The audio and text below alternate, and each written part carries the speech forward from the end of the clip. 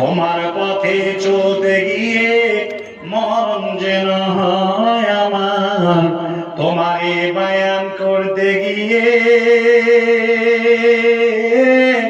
না পাই যেন ভয়। আমার একটা স্বপ্ন পূরণ করো ওগো দয়াময়,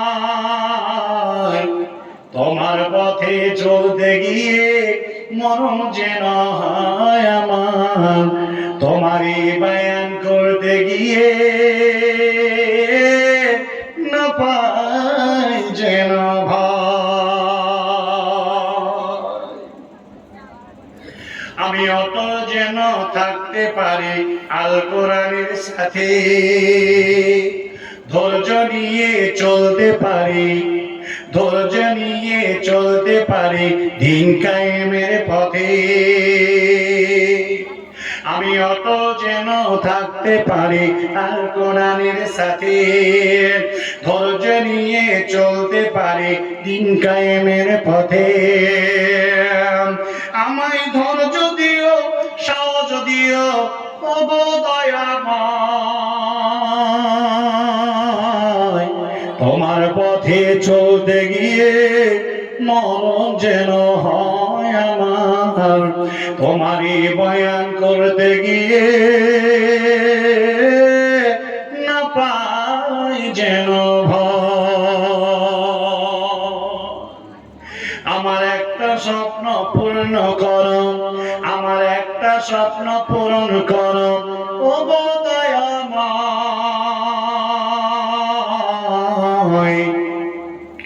তোমার পথে চলতে গিয়ে মরণ যেন হয় আমার, তোমারই বয়ান করতে গিয়ে না পাই যেন ভয়। আমার হৃদয় যেন থাকতে পারে যেন সবার সুখে, আমার হৃদয় যেন হাসতে পারে যেন সবার সুখে, নয়ন যেন কাঁদতে পারে মজলুমের ওই সাথে। আমার হৃদয় যেন হাসতে পারে যেন সবার সুখে, নয়ন যেন কাঁদতে পারে মজলুমের ওই সাথে। আমায় ধৈর্য দিও, সাহস দিও ওগো দয়াময়,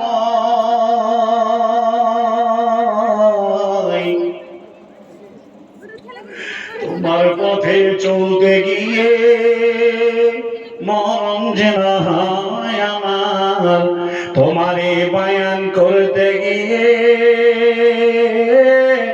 না পাই যেন ভয়। আমার একটা স্বপ্ন পূরণ করো, আমার একটা স্বপ্ন পূরণ করো ওগো দয়াময়,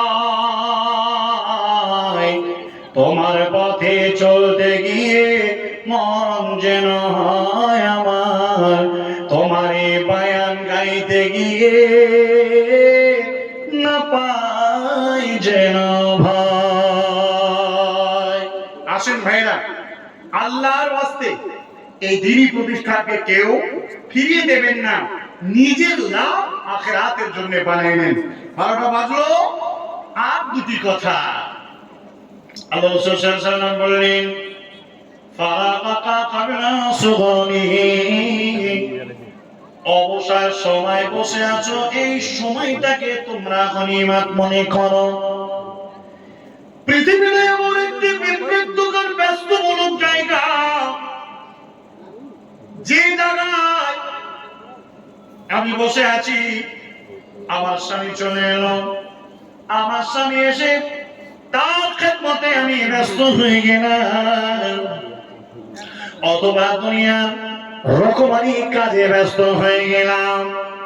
আল্লাহ নবী বলছেন,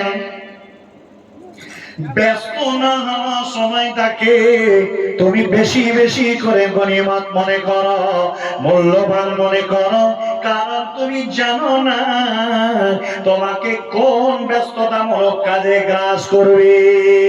আল্লাহ তাবারাক ওয়া তাআলা বাইবেলের মধ্যে সে কথা বলে দিয়েছেন, ফাইদা ফারাগতা ফানসাব ওয়া ইলা রাব্বিকা ফারগাব।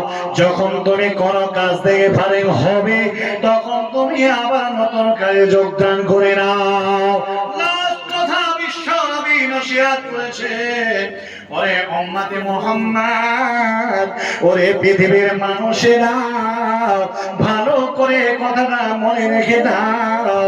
তোমার জিন্দেগি এখনো বেঁচে আছে, এখনো তোমার আত্মাটা বেরিয়ে চলে যায় নাই, তুমি এখনো দুনিয়া থেকে ট্রান্সফার হও নাই, তুমি এখনো ইন্তেকাল করো নাই। এই সময়টাকে বেশি করে কাজে লাগাও, কারণ তুমি জানো না কখন তোমাকে আজরাইল আলাইহিস সালাম এসে তোমার আত্মাটাকে ছিনিয়ে নিয়ে চলে যাবে। আর সেদিন তোমার কাপড়ের যাতে হাত বাঁধা হয়ে যাবে, তুমি আর নামাজ পড়তে পারবে না, বানাতে দানো খায়রাত করতে পারবে না, সম্পদ থাকার পরেও তোমার কিছু করার থাকবে না।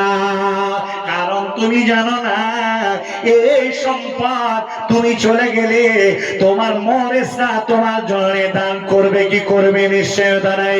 কারণ তুমি ভাবো তোমার দাদার সম্পত্তিতে তোমার বাপ ছিল, বাপের সম্পত্তিতে তুমি আছো, তাদের জন্য কতটা তুমি তাদের জন্য দান করো। তাই কবি কি বলছেন দেখেন, এই মাল ধন ছিল তোমারও দাদার, তিনি চলে গেলে হলো তোমারও পিতার, বাপের মালেতে তুমি অরেস হইলে, তুমি মরে গেলে হবে তোমারও ছেলে। এই মতো হাতে হাতে আসিছে দুনিয়া, কারো হাতে নাহি থাকে কায়ম হইয়া। তাই বলে পিতা কাল করিও না হয়, আপনার কাম করো থাকিতে সময়, সময় চলিয়া যায় স্রোতের মধ্যে যার, একবার চলে গেলে ফিরিবে না আর। এমনই জীবন তুমি করো গো গঠন, মরিলে হাসিবে তুমি কান্দিবে ভবন, এমন জীবন তুমি এ করো না গঠন, মরিলে কান্দিবে।